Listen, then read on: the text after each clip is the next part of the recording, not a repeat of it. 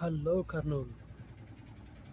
ఈరోజు బ్లాగ్ వచ్చేసి మనం ఎర్లీ మార్నింగ్ లేచి ఇంట్లో అంతా పూజ చేసుకుని బయటకు వచ్చేసాం అన్నమాట. అలా రాజవాడ దాటిన తర్వాత బ్రిడ్జ్ మీద వ్యూ బాగుంది.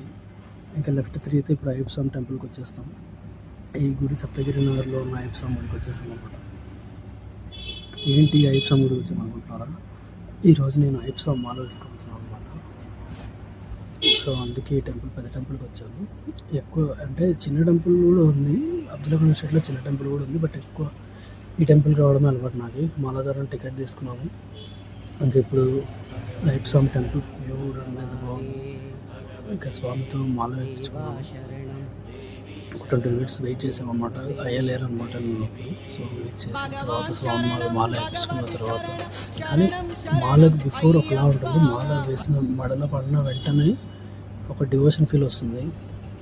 ఇప్పటి నుంచి హలో కర్నూలు కాదు, హలో కర్నూలు స్వామిలో అని చెప్తాను. కానీ వ్యూ మాత్రం చాలా బాగుంటుంది. మార్నింగ్ కాబట్టి ఆ స్కై, ఇంకా ఇంట్లో పూజకు కావాల్సిన పూలు తీసుకొని నెక్స్ట్ ఇంటికి స్టార్ట్ అవుతున్నాం.